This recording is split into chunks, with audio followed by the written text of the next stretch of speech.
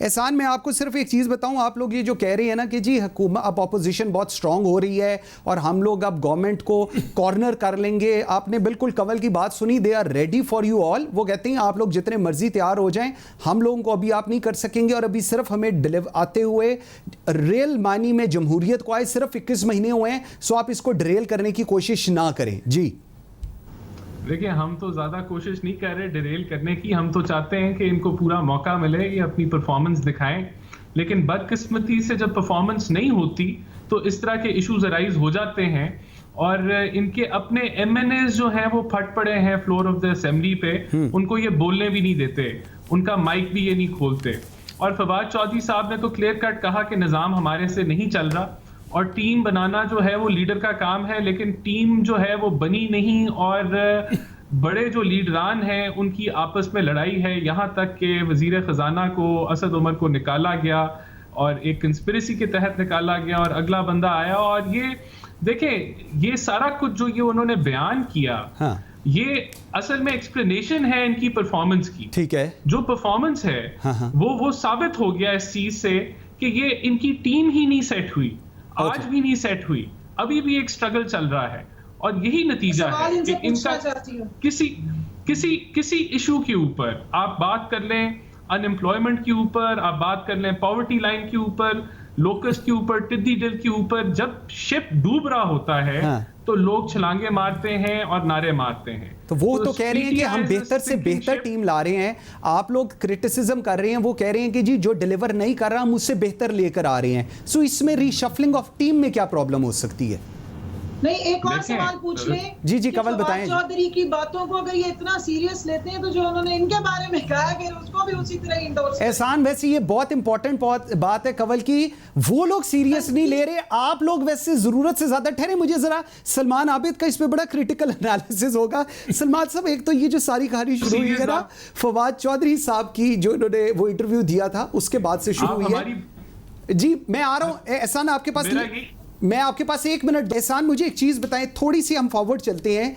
All parties conference के अंदर हमने देखा बिलावल भुट्टो जरदारी ने शहबाज शरीफ साहब को फ़ोन किया और नेक्स्ट वीक के अंदर, मतलब कल से जो वीक स्टार्ट हो रहा है, इसके अंदर अब ऑल पार्टीज कॉन्फ्रेंस भी होने जा रही है। इसका पर्पज़ क्या है? क्योंकि बजट भी पास होना है, उसके साथ तमाम ऑपोजिशन पार्टीज़, क्या आपको लगता है अब आप लोग इकट्ठे हो जाएंगे और जो आपका पर्पज़ है दैट विल बी सर्व्ड?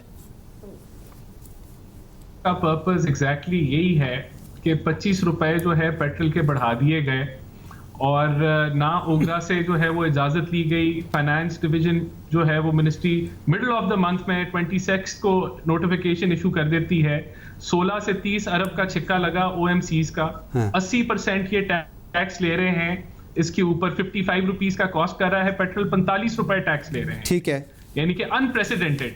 इसी तरह आप आ जाएं इस बजट के ऊपर, जो बजट इन्होंने पेश किया है, it is a wrong budget. इसके अंदर डेवलपमेंट का हदफ ही, इसका हदफ ही पिछले साल से कम रखा है और इसके अंदर जो है वो ये जो अचीव करना चाह रहे हैं कुछ भी नहीं अचीव होना। ना ग्रोथ टारगेट्स अचीव होने हैं, ना इनसे टिड्डी दिल का मसला हल होना है। इसी तरह ये जो हम इकट्ठे हो रहे हैं, यही मामलात हैं जो इकोनॉमिक हम फॉल आउट के अंदर जा रहे हैं। एक ये जो पीटीआई की हुकूमत है, नेशनल सिक्योरिटी थ्रेट बन गई है फाइनेंशियली और इकोनॉमिकली इस मुल्क के लिए। तो इन सारे जो है वो मकासद को ऑपोजिशन एक पेज पे आएगी और इन चीजों को डिस्कस करेगी और सबसे पहले तो इनको एक्सपोज करेगी। तो आपका पर्पस इनको गिराना नहीं है, जो इनकी लूप होल्स हैं उनको एड्रेस करना है, सपोर्ट करना है, अगर मैं जो समझ सका हूं ऐसा है?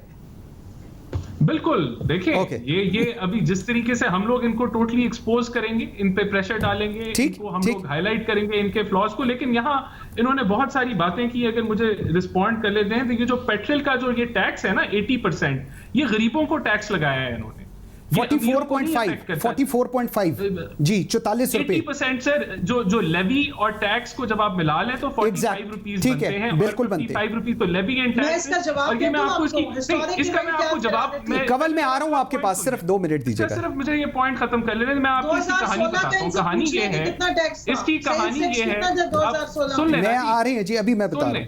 इसमें कहानी ये है कि इन्होंने बजट में हदफ रखा था पिछले साल 216 अरब का, जो पेट्रोल की लेवीज है, इन्होंने 260 कलेक्ट किया। Okay. ये गरीब से इन्होंने पैसा निकाला।